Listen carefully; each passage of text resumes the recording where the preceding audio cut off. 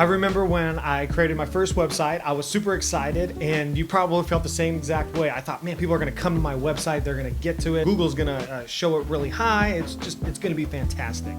And you probably felt the same way until you realize that, well, I don't really think anything is happening, because that's exactly how I felt. Well, no one's really coming to it, I'm not really too sure why. And really what it came down to is that I was so new at it, and I honestly just didn't understand certain things about marketing. I didn't understand that there were certain things that you were supposed to do and certain things that you weren't supposed to do, and I typically went into the you weren't supposed to do things. There's an episode of Lucy where she writes a book, and they tell her that they want her book to be in their textbook, only to find out later on that it's in the section "Don't let this happen to you." So it's the "Don't let this happen to you," the wrong way to write a book. That's probably how my website would have been. And you might feel the same way, like, why is nobody showing up? Like, why is nobody coming? Or if they are coming, they're not staying long enough and nothing's really happening. And it might be because, just like my website when I first started, you might be making these 3 mistakes and not having these 3 things on your website. So let's check out what these 3 things are and how we can make sure that they're on our website so that our website is effective. So the first thing that we want to make sure that we're talking about the pain point. There may not be too much pain on your website. And what I mean by that is that you're not letting them know what problem you solve. You're not really letting them know, hey, listen, this pain that you have, I can help you solve that. Now, when we do that, we obviously, like I say before, we don't want to fearmonger, we don't want to manipulate, we don't want to really prod them, but we want them to be able to sit up enough, kind of lean in and say, yeah, you know what, I do struggle with that, or yeah, that is something that I need or I want. There are 2 things when it comes to a pain point. You're either helping somebody run away from something or run towards something. So maybe it's a desire for fame, money, maybe it's for comfort, spending more time with their family, or running away from not having enough time, not having enough money, not having enough clients, whatever that may be. So you're helping them run away from something or run towards something. And you want to make sure that that comes across in your pain point, that you are helping them know, hey, listen, do you want to avoid this, or don't you hate it when this happens? You want to make sure that you have a pain point on your website and that you talk about it, not to manipulate them, not to fearmonger, but so that they lean in and say, yes, that is how I feel. So the first thing you want to do is make sure that you are talking about the pain at which you help them solve. Did you know that 70% of business websites don't have a call to action? Which means that at the very top of their website, you may be telling them what you do, and you may be vague or maybe clever, or you may just be like, hey, we make pools, but there's no call to action. And when there's no call to action, that means that you're not telling them how they can sign up with you.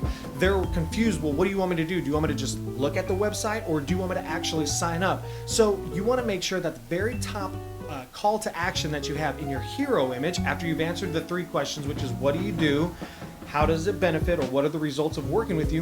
The third question is, how do I sign up? How do I work with you? Where's the cash register? What do you want them to do? Download now, book now, schedule a call. Yes, I want to transform my finances. Yes, I want to lose weight. Yes, I want to whatever. You want to make sure that it's actionable and not passive. To learn more should not be your first call to action on the page. It needs to be further down. Your first call to action needs to be, how can they work with you? Where do they sign up to work with you? And the last thing is a little different, is that you have too much text on your website. So you want to make sure that you don't have too much text. Remember, we kind of live in a fast-paced culture, and you want to make sure that you are clear and that you are also concise.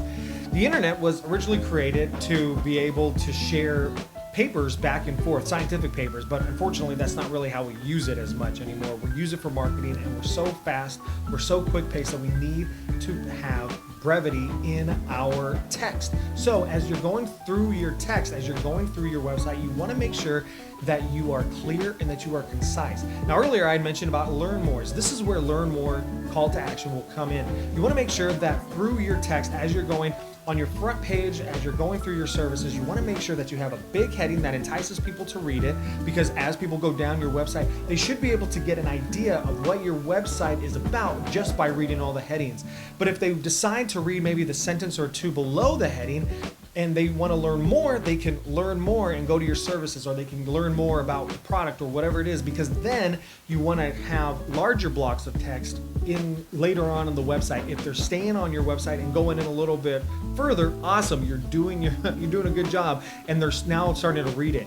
But the front page, your main page, you don't want to have large blocks of text. People just aren't going to read it. But if you have a quick headline, a brief headline, a concise headline, and a clear headline that tells them exactly what it is that you do, and it further explains it after a sentence or two, they may be enticed to click learn more so they can learn more about it on another page with a larger block of text.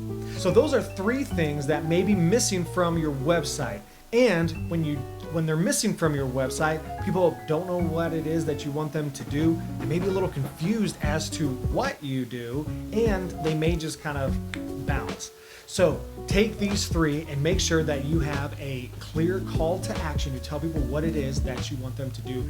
You are brief when you are telling them about pain point which you solve. Remember, people are either running towards something or they are running away from something, and you want to make sure that you are helping them solve that by having a clear call to action, talking briefly throughout your page, and talking about your pain point. I hope these were helpful. Don't forget to like and subscribe. Leave a comment if you have any questions below, and don't forget to check out my website for my 5 website essentials download.